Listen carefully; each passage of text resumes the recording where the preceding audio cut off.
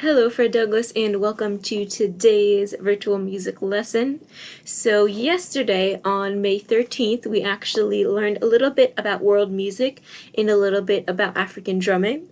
So in yesterday's video, we did some drumming challenges together, and at the end, we listened to a song.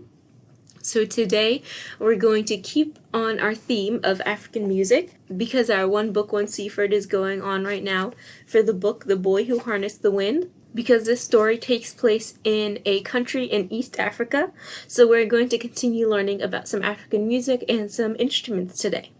So the first thing we're going to do today is listen to this song, and then we'll talk about it. So let's listen first, and then we'll continue from there.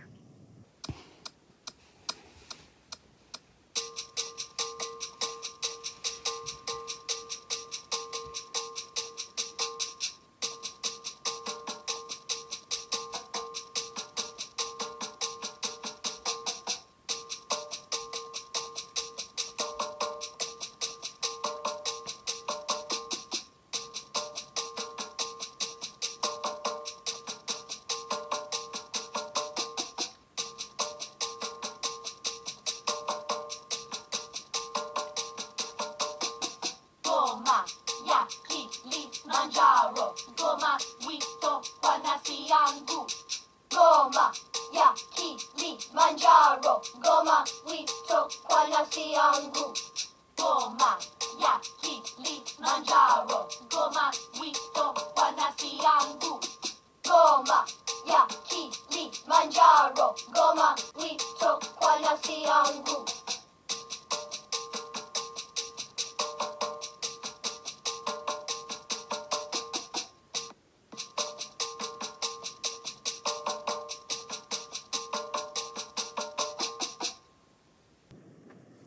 Alright, so the song we just listened to, Goma ya Kilimanjaro, is actually in Swahili.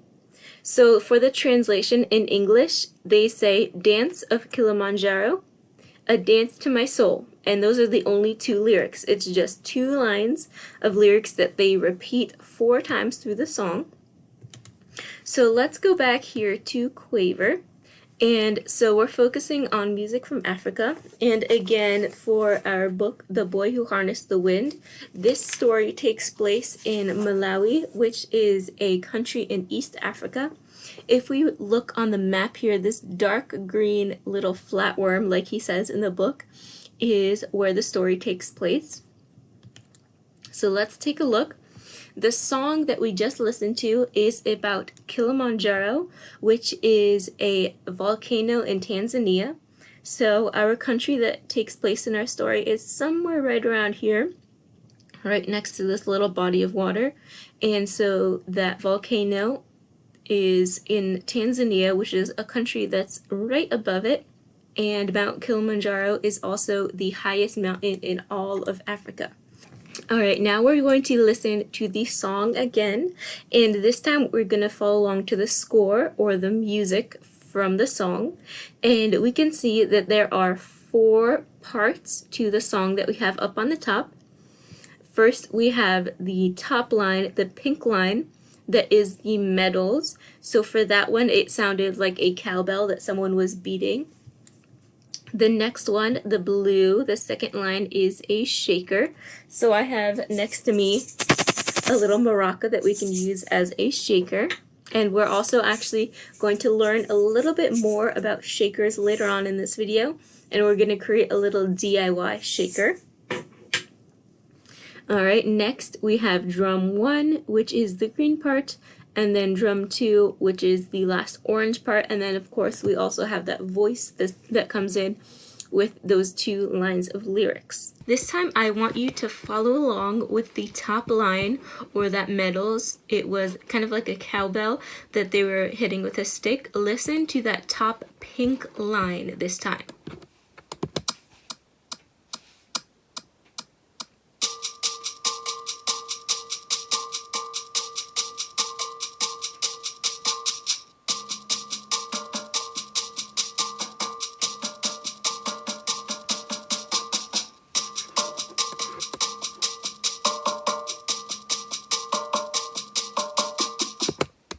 Alright, I'm going to go back to the beginning again. This time I'm actually going to slow down the tempo, and we're going to practice doing some of these rhythms together. Alright, a little bit slower. 1, 2, ready, listen.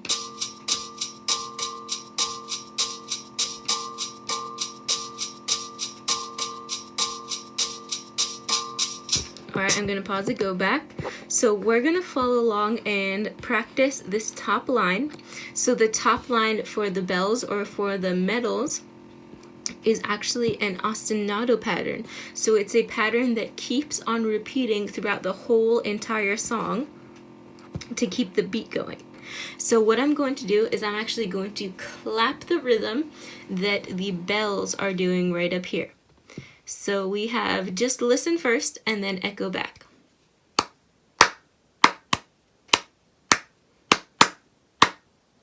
Alright, now your turn. Let's try it. 1, 2, ready, go.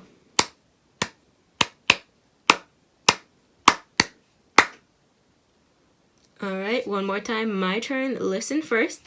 Actually, I think I'm going to play it on my little shaker first. Alright, so just listening. My turn first.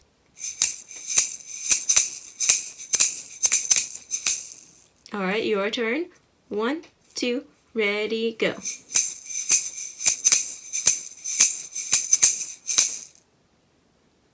Alrighty, so this time we're going to go ahead and play along with the recording. So we're going to play that same pattern.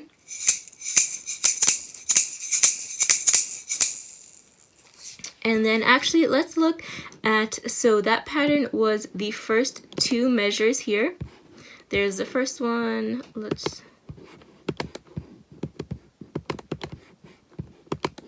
Alright, so we have the first 2 measures, and then when we're looking at the second 2, it's a little bit different. So listen again, see if you can tell the difference. Here is number 1.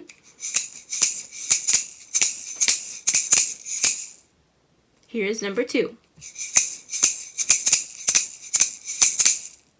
So the only difference is that the first time we play this pattern, we have 2 tas right at the end. So we have ta, ta. But then at the end, we have a ta and then a rest. So instead of having 2 tas at the end, we only have 1. So the first one we have ta, ta, ti, ti, ti, ti, ti, ta, ta.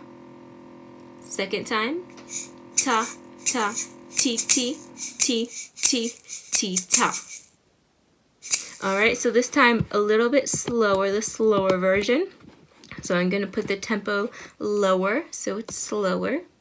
Now let's practice along that ostinato pattern with the music.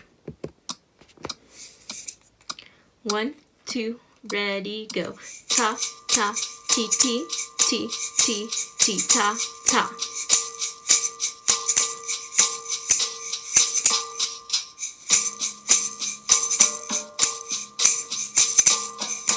Ta, ta, ti, ti, ti, ti, ti, ta. Ta, ta, ti, ti, ti, ti, ti, ta, ta, ta, ta, ti, ti, ti, ti, ti, ta.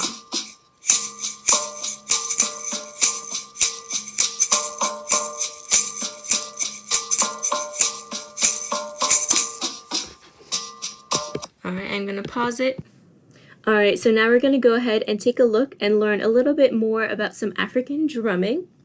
Alright, so beginning in around 1950, use of the djembe and other African percussion instruments spread to other parts of the world due to the international tours of groups such as Les Ballets Africains and musical groups led by Guinean musician Frodobia Keita. So yesterday in our lesson for May 13th, we talked about the djembe. So remember, the djembe is a drum and it's wider at the top. It has kind of like a round bowl shape at the top, and then it goes straight down at the bottom. So we talked about that drum yesterday, and if you were ever in drumming club, you know that we have djembes in the music classroom. Alright, so another popular African drum is the talking drum. so named because its pitch can be altered to mimic the tonality of language. The talking drum originated among the Yoruba people who lived in present-day Nigeria.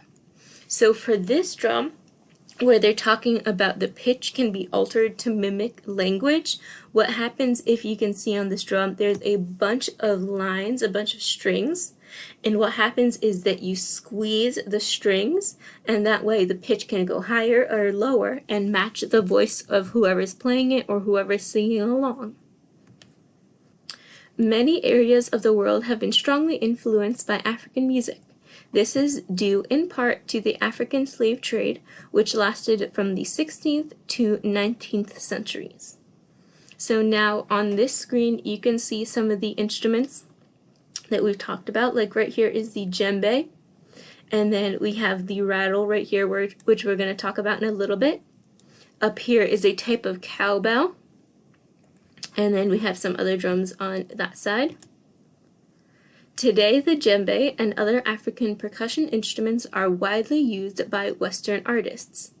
So there's some drumming groups here. You can see that there's a lot of different drums, like this one with the 2 lines on it was that singing drum that we just talked about a few slides ago.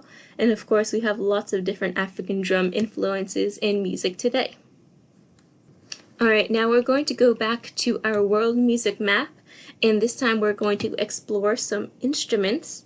So we're going to explore the ahatse in Africa, and it is very similar to our rattle.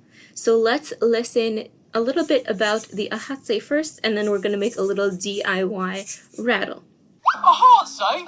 Whoa! What a weird word!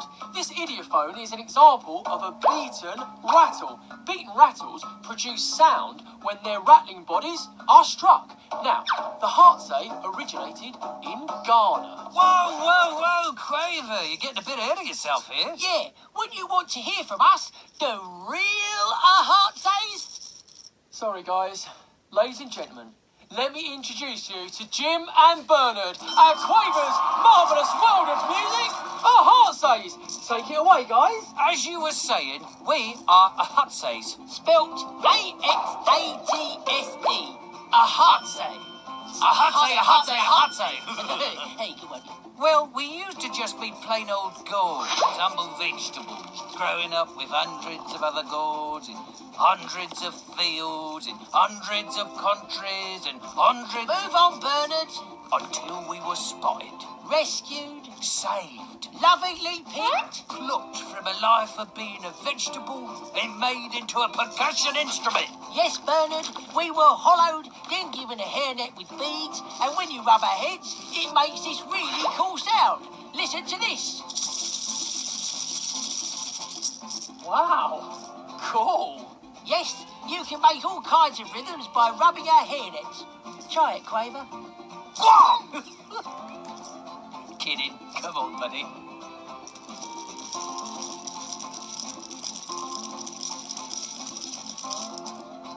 Cool. But where did you guys come from in the first place, apart from the ground? Ghana. Yeah, Ghana. They're part of the traditional drum group of the Awe people. That's E-W-E. Ayway. Yes. Ahatses are used as part of the traditional drumming ensemble of the Awe people. There can be anywhere from 4 to 5 ahatse players in a traditional ensemble. That's right, isn't it, boys? Yeah, we give energy and drive to the group. And that netting, I mean, it's kind of pretty, but has it got a purpose? Yes, the net has seeds or beads woven in it that, when shaken, rubs against our gorgeous bodies. Ah, gorgeous. Yeah, I like it. I know, right? And that is what creates the sound. So we are originally from Ghana, but now we're famous. We're all over the world. I mean, look at us. We made it to America. Well, I think that about covers it. We're off to continue our tour of the US of A. Next stop, the Statue of Liberty. Taxi! Boys, it's been a pleasure.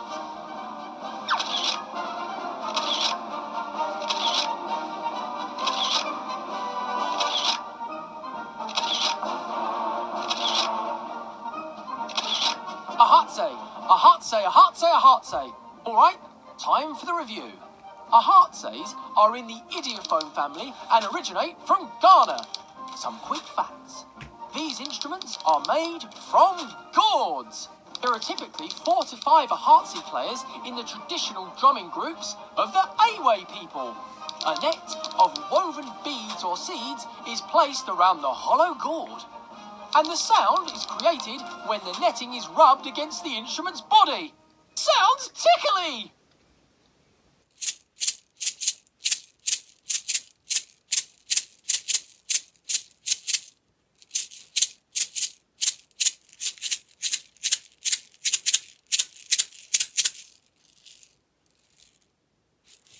So after watching the video about the ahatse, you might have noticed that it sounded a lot like a maraca. This is one of our plain old maracas that we had in the music classroom. The only difference is that the ahatse is kind of like an inside-out maraca. So instead of all the beads and the rice and everything that's inside the maraca, they're on the outside instead, and then you can move them around to create the sound. So today, instead of creating an ahatse, we're going to create an inside-out ahatse that is like a maraca. So you just saw me playing with one of my examples that I made. It's like a little egg shaker, a little maraca. So all you're going to need for this is a little Easter egg. Make sure it's empty and it can open up. And it can be any size. This one's a little bit smaller, and the one I made before is a little bit bigger. Then you're going to need some tape. Any size tape will do. If you have clear tape, if you have some painter's tape, I have some thin masking tape.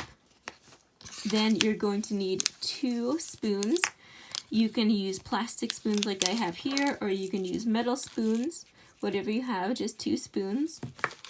And then a little bit of rice, and if you don't have any rice, you can use some beads, you can use some rocks or some gravel from outside, whatever you have that will make that nice sound. So we're going to start with our egg. I'm going to open it up and put some rice into it. For the rice, you need about a small spoonful. You don't want too much, and you don't want to totally fill up the whole entire egg. So I'm just going to take that little bit. This is how much rice I have. Let me take these few grains that came out here. And then I'm going to close it up. And now you want to be careful with this for now because it can open at any time and the rice can come out. So you can already hear that we have our little egg shaker going, but I'm going to put that to the side. Now next thing we're going to do, we're going to take our 2 spoons and we're going to kind of give our egg a little hug, kind of cradle our egg in our 2 spoons so that they meet on the bottom.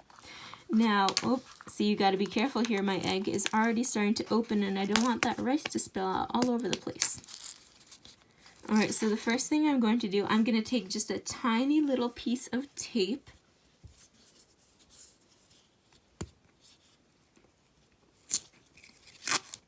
Just tiny little piece, that's all you need, and I'm going to put it on my egg for now, just so it does not open when I am putting it together.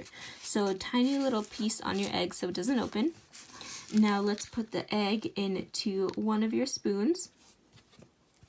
And I'm going to take a bigger piece of tape, about this big, a little bit bigger, a few inches long. And now I'm going to start with 1 spoon around the side. And I'm going to put the tape on the spoon, and I'm going to take the tape and bring it around the middle of the egg. So we want to wrap the tape around so that the middle of the egg is covered, just in case you drop your egg shaker or something happens that it doesn't spill out. Now we're going to take our second spoon, sandwich it on the top.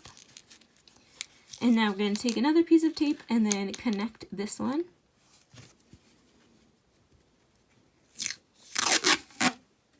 About the same size. I'm going to carefully put it on here. And when I'm adding the second spoon, you want the bottoms to be just about lined up, more or less together. And then that's it, you're done. It was that easy. All you do is put a little bit of rice in your egg, tape it closed, and then tape your 2 spoons around.